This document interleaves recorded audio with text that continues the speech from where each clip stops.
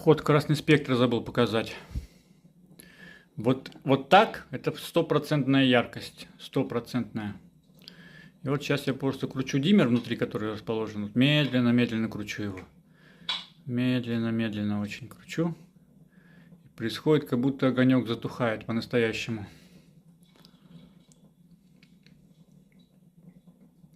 На заводских даже такого нет эффекта. Вот, как будто уже все. Ну, можно вообще в ноль вывести. Потух как будто по-настоящему.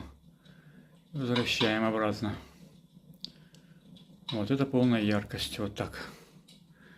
Полная. Деревяшки можно двигать, они же не привязаны.